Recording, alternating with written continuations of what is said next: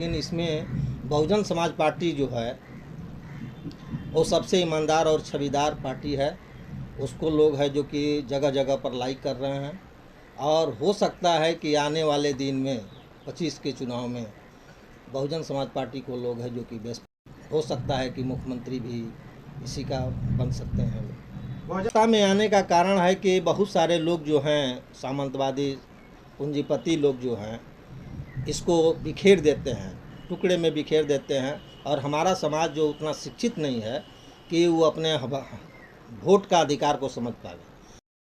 ये सत्ता के लोभी लोग जो हैं, कुछ दलित समाज के लोग सत्ता के लोभी जो हैं वो है जा करके सत्ता के साथ चिपक जाते हैं और अपना स्वार्थ को सिद्ध करने के लिए लोगों के लिए भी कोई मुद्दा नहीं उठाया। पासवान जी चिराग पासवान हुए, वो भी देखिए वो आरक्षण के खिलाफ। लेकिन सबसे ज़्यादा और सुपर पार्टी जो है बीएसपी है।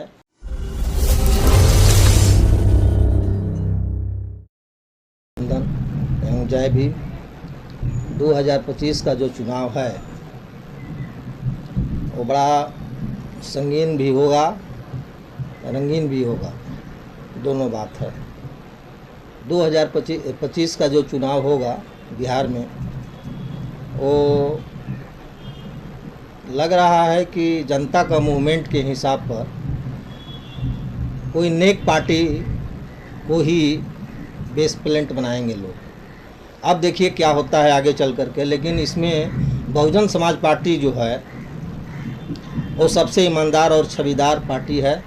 उसको लोग है जो कि जगह जगह पर लाइक कर रहे हैं और हो सकता है कि आने वाले दिन में 25 के चुनाव में बहुजन समाज पार्टी को लोग है जो कि बेस्ट प्लेंट बनावें और यहाँ है जो कि अच्छा प्रदर्शन होगा और हो सकता है कि मुख्यमंत्री भी इसी का बन सकते हैं।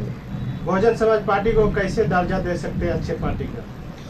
बहुजन समाज पार्टी का दर्जा इसलिए अच्छा दिया जाता है क्योंकि वो महापुरुषों के नाम पर चलती है। ये पार्टी ये गरीबों की पार्टी है, महापुरुषों की पार्टी है और ये दलित उत्पीड़न को ऊपर उठाने की पार्टी है। इस हिसाब से ही चलते हैं कि हमारा जो बहुजन समाज पार्टी जो है वो है अच्छी पार्टी है और सबसे सर्वश्रेष्ठ पार्टी है।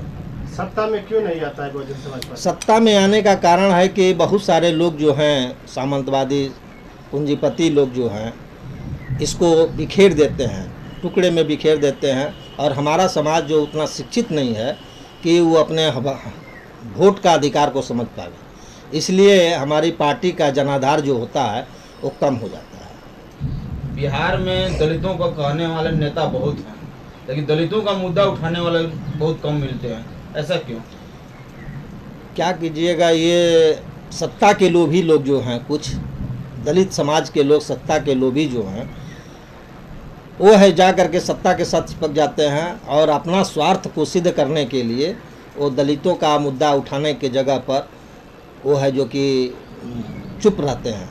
जैसे अभी देखिए मांझी जी हुए, मुख्यमंत्री थे, आपने ही दलित लोगों के लिए भी कोई मुद्दा नहीं उठाया। पासवान जी चिराग पासवान हुए, वो भी देखिए वो आरक्षण के खिलाफ है जो कि बोले।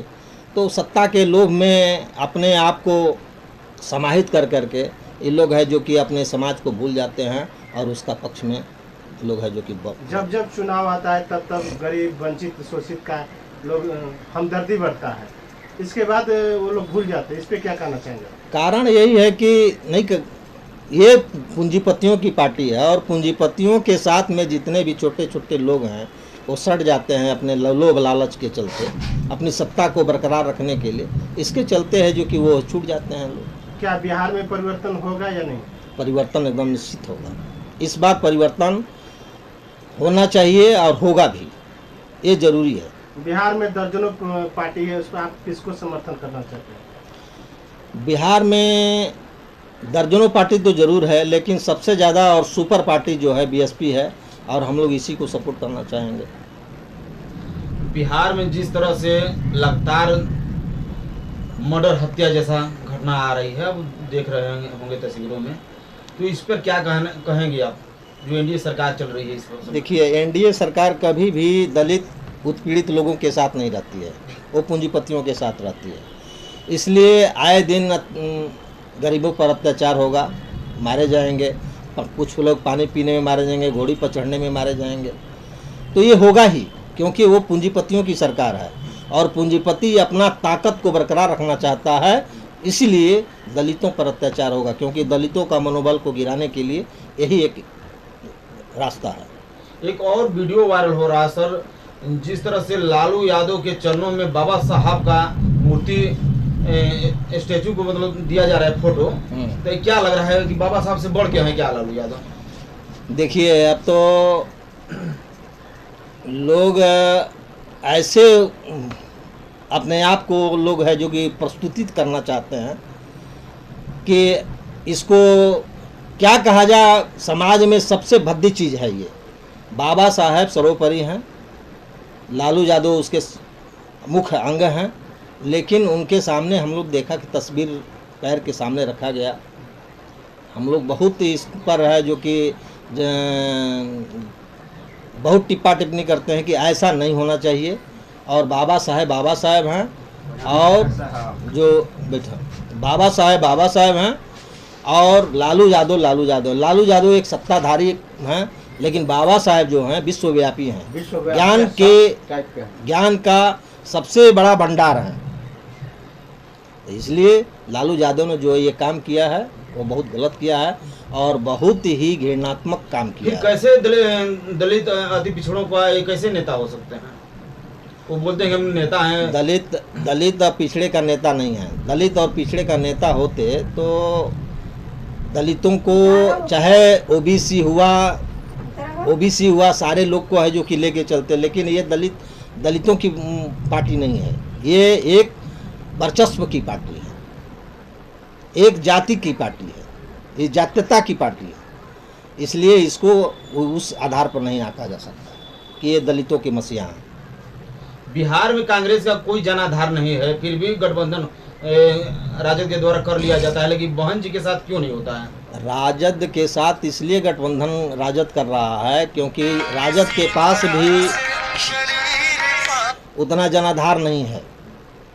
जब तक से वो तालमेल नहीं करेंगे तब तक से कोई उनका जनाधार भी नहीं है, क्योंकि उनका एक ही पक्ष के पार्टी है। जैसे देखिए, रामगढ़ का ही चुनाव को ले लीजिए। रामगढ़ के चुनाव में राजपूत खड़ा हुए और यादव खड़ा होता है, राजपूत जीत जाता है और यादव हार जाता है। तो इसलिए ये है जो कि सर्वदलीय पार्टी नहीं है, ये जातीय पार्टी है राजद। सर, इस बार जो हॉट सीट बोला जाता है रामगढ़ विधानसभा, क्या परिस्थिति रहेगी इस बार? रामगढ़ में ये परिस्थिति रहेगा कि अगर यादव कुछ समझ जाएंगे तब तो ठीक है, नहीं तो भी जैसा हो रहा है वैसे ही होते रहेगा। यादव के ऊपर डिपेंड है, बाकी सारे लोग तो वोट कर ही रहे हैं। यादव समाज है जो कि उसके साथ लग जाता है तो वो अच्छा। कैमूर में किससे लड़ाई कांटे की टक्कर हो सकती है? कैमूर में भाजपा के साथ ही टक्कर रहेगा, लेकिन इस बार लगता है कि कैमूर से भाजपा जाएगी।